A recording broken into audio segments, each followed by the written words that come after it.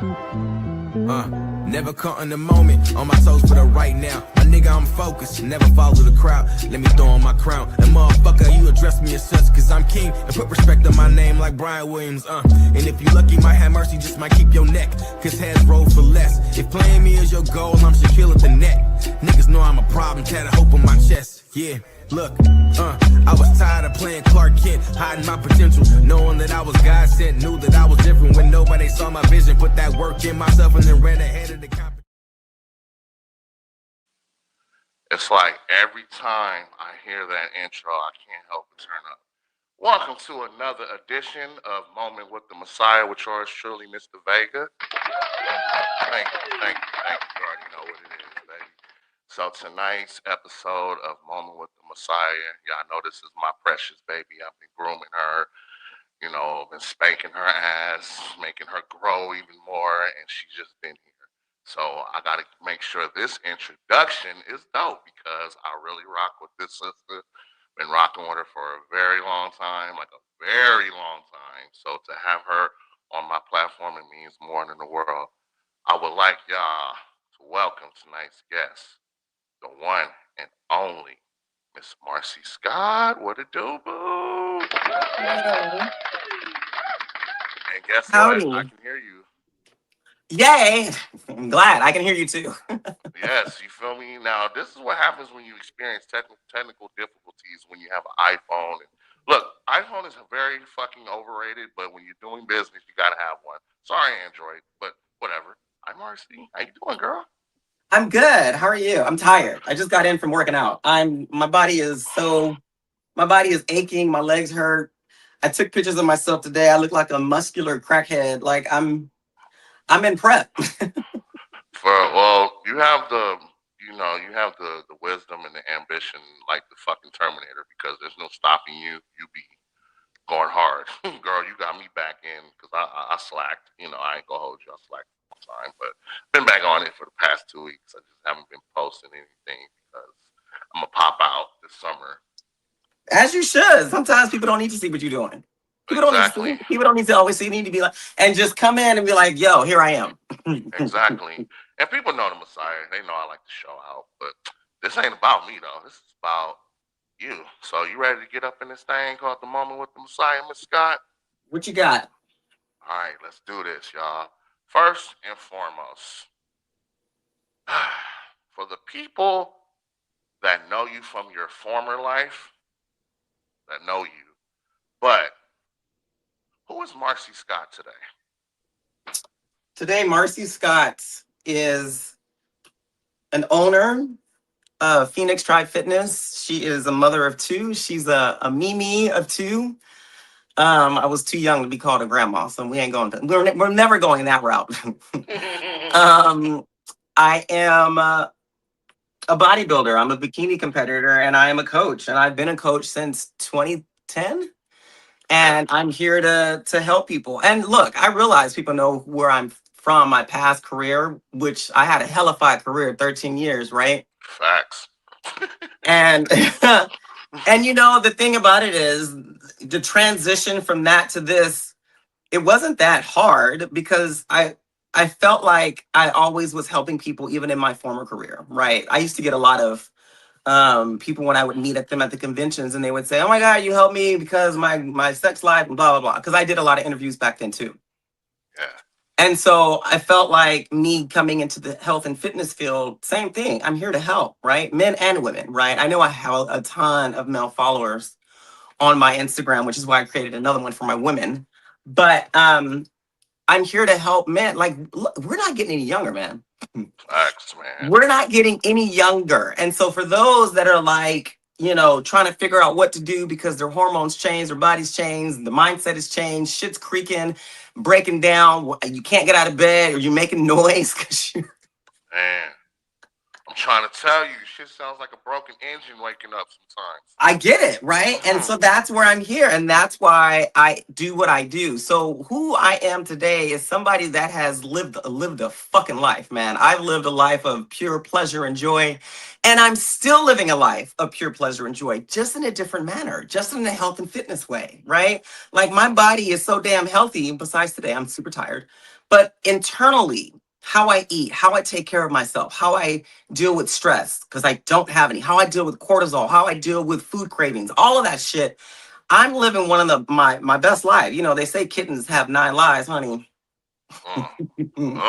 I think I'm on my 8th and I'm living it to the fullest. You better talk that shit. Now, was there ever like a moment where you said you had like a specific moment and said, I need to change? Yeah. It was, I don't even remember. Yeah, I do remember. I had already started working out. It was the scene, it was in a bar and I had a skirt on and a black shirt. My hair was short like this, but it was like honey blonde.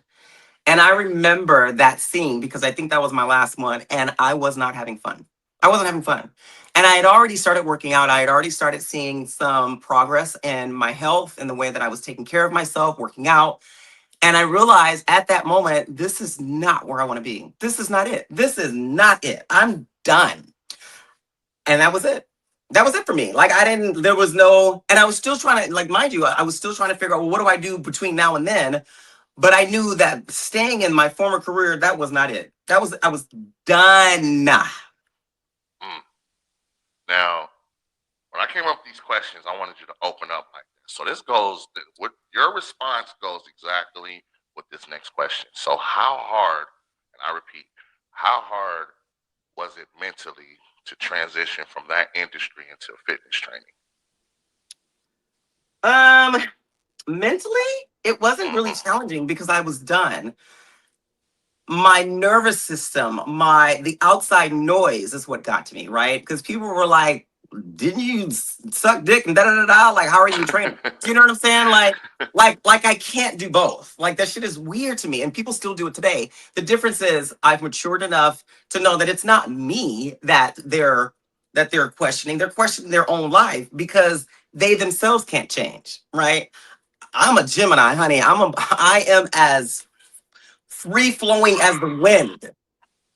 And I will always be free flowing. So I've always been able to flow into something different at a moment's notice. So it wasn't really challenging mentally. It was challenging, like I said, with the outside noise. Mentally, I was there. Mentally, I wanted to be a fitness trainer. Mentally, I wanted to be a spin instructor. Mentally, I knew that people who did not know me, I did not have to worry about. It's the ones that knew me that had the most noise, that gave the most negative, and this again, this was in the beginning, that gave the most negative feedback than myself. Telling y'all, man, this is why I was so excited to do this shit, because I knew she was going to be cooking. I really wanted you to open up to your fans about this part. So you talk about this all the time. That's why this next question is like, I'm really curious. So what did working out teach you about discipline and self-worth? Working out, as far as discipline is concerned, like fitness won't lie to you. Fitness won't lie, honey. You can cheat your life, money, your spouse, your friends, your job, you can even cheat yourself.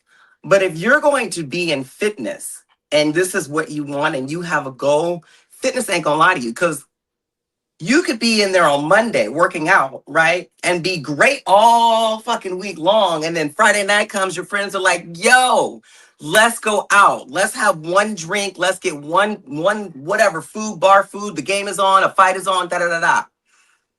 At that moment, you need to make a choice. Are you going out or are you going to stay focused on your goals? Now, there's a caveat to that. The caveat is you can still enjoy your life, but you also have to have moderation. So the discipline that fitness has taught me is that You can say you work out, but honey, what you do in private is always going to show. And that's why I said you cannot cheat fitness. You can't cheat it. Not at all. As far as discipline and consistency, like I know what I want to look like. I love walking around naked. I walk around naked in my house all day long. Like my family is so open and so pure where I don't teach my daughter to be ashamed of her body, right? So I walk around naked. I don't care what we fart into the spaces. We don't like, we're such a family where we accept the human body, right? And don't sexualize it. And I do that for a reason because there's so much sexual noise out there, especially for children. So for me, I like to look great naked. I like to look, and if I look great naked, honey, I know I'm going to look fabulous in clothes. Point blank. She ain't lying. She is not lying. I'm trying to tell y'all, like, at the age of 41 and just being like, just having you on this platform, knowing, you know, I fucking knew about you since I was 15. So just the fact that I'm hearing this transition from you is just extremely amazing. So, what was your biggest challenge about rebuilding your image? Getting people on board, getting people to see me not and either or, but as a whole, right? Yes, I've done porn. Yes, I'm married. Yes, I have a family. I've got children. I've got grandchildren. I have a personal life. So people need to understand that this is me. This is all of me, right? So the mindset that I had to also accept myself too. That was challenging.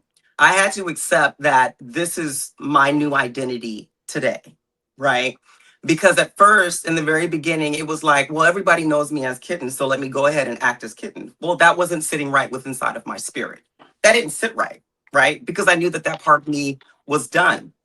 But I needed people to understand that one can come from one transition or one business and still maintain that persona without going backwards in life. And I never want to go backwards in life. And yes, I have an OF page. You don't see me on there fucking nobody because I never will. I never will. And if you do see me doing anything, you better believe it's with my partner. I'm not gonna be with no random people. It's not gonna be with nobody who's like, oh my God, I want to work with you. Yeah, I bet you do, because everybody does. It's not happening, right? But for the most part is because I'm still sexual. I'm still a woman and I look better than what I did back then, at least in my opinion. Why would I not want to show off my body? So again, I had to accept that it's okay to be both. It's okay to be sexy. It's okay to be, people remember me as Kitten. It's okay. Like that doesn't bother me. It used to, but it doesn't bother me anymore. I'm about to pull out the strap and just killing this shit, girl. There's nothing else I could say. Like I really didn't know how you was gonna respond to a lot of these questions, but you're killing it, and I really, it's the goal is being reached. Now I gotta get your opinion about this because society, people have this way of like letting society determine how they should live their life. So this question I gotta ask you: do you think society has allowed people to truly evolve, or do they try to keep you trapped in your past? I feel like people who are unhappy with their own past and and only have blinders to see what they want to see will keep you stuck in your past. But that's why you have to have a really good support system in your life. You can't, and especially on social media, the fuck out of here. Man. Social media is the loudest dictator out there, right? Because you see all these things, and yes, anybody can go and get a VHS. You can go to any site and get anything for free that you see of me out there. However, it's those people that don't want to change or grow with. It's the same thing as, remember Janet Jackson, she was Penny on Good Times? She grew the fuck up. Why can't people grow, right? She's still not Penny. She's not that little 9-year-old with little pigtails. I'm not the same person either. Do you know what I mean? So you can't allow society to dictate what you're going to do, because growth is going to happen, and growth is uncomfortable. It is very uncomfortable. Trying to tell people it's man. But you got to be comfortable with yourself, man. Especially when you want to grow and you actually want to take the time to evolve. So I Exactly. agree. So I agree. Now, have you ever dealt with people trying to shame you for your former career, even after changing your life? All the time. What are you talking about? I just did a post on this 2 weeks ago. I get this shit Talking. all the time, child. And again, it's from those men, right? It's from men that, and it's, I'm not even going to add in color or race, but it's from men who are stuck in their own lives, who don't evolve themselves because all they see is what they want to see. They don't want to see the change. They don't want to see that I've evolved. And that even not just for me, but there's other girls that I'm still friends with that were, either off doing their own thing or have progressed onto doing other things. Same thing. We talk about this shit all the time. Like, it's not us, and that's the one thing that I've had to learn. It is not my uh it's not my issue that you have an issue with the fact that I've grown. I shouldn't have to hold your hand and try to explain myself. Either you see it or you don't, and if you don't, okay. And the more comments you make on my page, the more money I make, so it doesn't even bother me anymore. It's like, dude, thanks for giving me some money, appreciate it. So, what is the best way for you? Like, what is the best way to handle criticism from people who only know one chapter of your story? I either clap back with something that's so educational that they're like, what the fuck did she just say? That I know goes over their head, and I do that shit on purpose because I'm a wizard with words, or I simply ignore them. Ignore and block. Like, those are the only two choices that I have, honestly. Mm. I used to run with the whole block thing. I really did. But now, like, I'm at a point like I'm always evolving, and all the shit that you talk about me that I wasn't gonna be able to do, I'm gonna fucking let you see. I'm not gonna go back and I'm not gonna like purposely broadcast it to you, but you're gonna see it because the consistency is showing. So Absolutely. I I I get that, but there's also so much negativity that I'm willing to have in my life. And that goes feel to it. social media too. I feel it. Like seriously, you gotta protect your peace, especially when Absolutely. you're in your own lane. So you spoke on this, so this why it goes good with, with this question. How important is self love when trying to reinvent yourself? Very important. Very important. You got to love yourself because again, the outside noise is going to be super strong and your voice, your inner voice has to be louder than the outside noise. So whatever self-love looks like for you, right? Like do it constantly. For me, it's stretching. For me, it's not getting on social media after a certain time at night. For me, it's spending time with my daughter and my family. It's meditating, it's having affirmations, it's literally like I said, there are days where I just don't get on social media whatsoever because I just don't want to see it, hear it, or even be in it at all. So whatever self-love looks like for anybody else out there, I'm all for it. Dope, dope, dope. Now, by you transitioning to who you are today, but also having to be in that formal world of yours, was there ever a time or place, like just any time of your life, that did fame or attention ever become addictive? Oh my god, when I was in my former world, absolutely. Absolutely. I'd be a dang on lie if I said no. Man, there was a point where I was at the height of my career, right towards the beginning, and everybody was lined up. I think it was like one of the conventions, and I loved it. Like, even my friends at the time, they were like, "You've changed," and I was like, "I don't care." Like, I was living my best life. I was making a ton of money. I was traveling. I was working all the time. And it was absolutely addictive. And I was getting calls from some of the top-notch directors and companies out there to work with me. So absolutely. And then people recognize me and all that stuff. So yeah, it's stuff like that is definitely addicting. Man, so I gotta ask you, this is a bonus question. How am I doing with the questions, girl? Am I You're killing it? doing Am I great. doing good? Yeah, you're doing good. Show. I just wanted to make sure because I feel like every question that I've asked you, you're really like opening up, and I'm like, for sure, this is what I have to do. This is what interviews are supposed to be for, right? Man, but you gotta understand, like people have these platforms all for the wrong fucking reasons. Mm. Like seriously, like I wasn't gonna. First of all, I wasn't gonna get on here and just bleed you and ask you all types of weird ass questions. Like especially from that point, like I know who the fuck you were. I've seen it. I thanked God many a times that I'm a man for looking at that shit. But it's like now, hey, this is where we're at in life, and this is where I want her to talk about, and I'm pretty sure her real fans would really want to know as well. Yeah. So, what advice would you give women trying to leave that environment that no longer feel connected to it? Find what you feel connected to. Find something else that really calls to your spirit. For me, it was fitness, right? Now, mind you, I've always been an athletic child. I was doing fitness before I got into the biz, and I slacked off and got back into it. So that was something that was already a part of my life. I was always an active kid.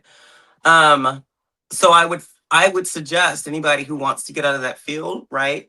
Find what connects to you. Find what speaks to you. Take the time to figure it out, and have a backup plan. Save some money. Have a backup plan. That is the one thing that I did not do, was save money and have a backup plan. I guess being fitness was my backup plan, but at the time, I didn't have that set, like, this is my end point and this is what I'm going to do. It just came up and I was like, I'm done. Now what? Okay, I guess I'll do fitness because I've been doing fitness. Do you know what I mean?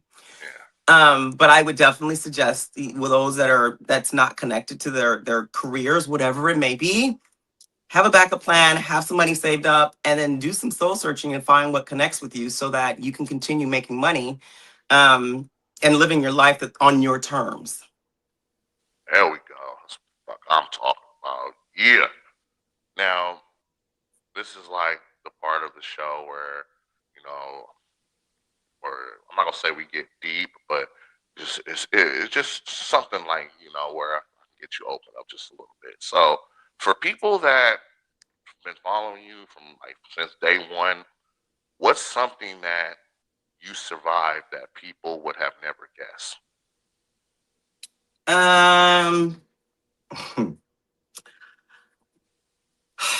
Survived. I've dealt with a lot of racism in my life. I mean, what Black person hasn't, honestly? Right. Racism. I have had. I've been sexually abused when I was younger. Those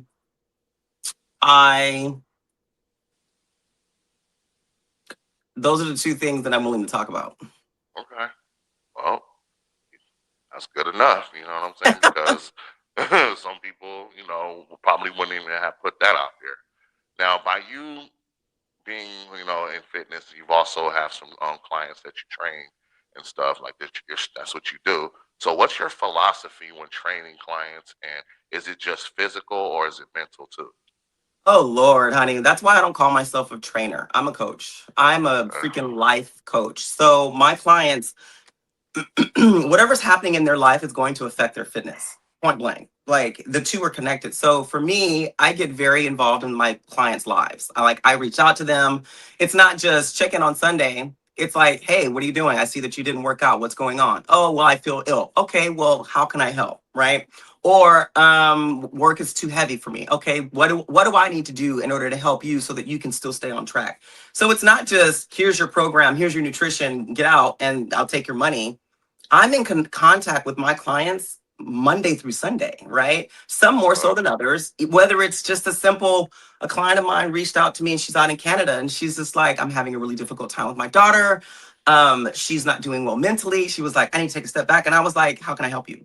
And we literally just chatted back and forth. And it wasn't about fitness. It was about her life because I knew that she needed someone to talk to. That's what I'm here for. This is so much more than just do your workout, do 12 reps and pick up a heavy weight. This is life forming, right? There's another client of mine, his wife just had a baby. He had to take a step back. I've been reaching out to him daily. Hey, what's going on? How's the baby? Are you sleeping? Are you eating? How's your wife doing? How are your other kids doing? It's more than just me saying, well, guess you can't train. No, absolutely not. That is not the kind of coach that I am. And that's not, and that's what I want people to realize. Like, it's so much more than just me giving you a program. We are intertwined. And I'm still friends with my clients that have since not been my program. Like, I've met with them, had lunch with them, several of them, you know what I mean? Because we form such a bond. Like, it doesn't just go away because we stop training. Like, I'm in my clients' lives forever. Man, that's some philosophy for your ass. Just in case y'all didn't know, because she came and dropped it. So, what's harder, changing your life or convincing people that you changed? I don't have to convince anybody. That's not my job. That's not my job. They can see it for themselves and they can make their own assessments. I know who I am. I am not here to convince anybody, honey. I'm the standard. If they don't see it for themselves, they blind as shit. What the hell? I'm not here to convince anybody. Girl, you better. I will. Girl, you better talk that shit. I swear. So, do you think pain has helped shape your evolution? Pain? Yeah. What kind of pain? Any type of pain, you know, physical pain, mental pain. Pain comes in all forms. So I asked that question because, you know, what you went through in your past, you know, people are being judgmental. Like you just say, you're not trying to impress people or not, but, you know, we all go through some type of pain that really motivates us to get through our evolution process. So was there any type of pain that you took in to where it motivated you to do better? You know, I don't consider any of my challenges as pain. Honestly, I Okay. don't. They're challenges, right? Life has ebbs and flows, and I've been through a lot. I've been up, I've been down. And in my lowest of points, I've always found a way to come out. Why? Because I always keep this in the back of my mind. My grandmother told me when I was younger, you can do anything you put your mind to. And so that's what I've done. And so when challenges come about, I simply look, well, okay, even if it's to the point where I'm like so upset or I'm crying on the floor or curled up in a ball, or if I'm drinking a shot of tequila, at some point I'm going to come out of that. I'm like, okay, so what can I learn from this and how can I make this better? How can I make this situation work for me as I move forward? And that's what I've done my entire life. I've always done that. I love it. I love it. Now, this is on free promotion for me. So this is a bonus question. So, can Marci Scott be an honest asshole sometimes? Daily.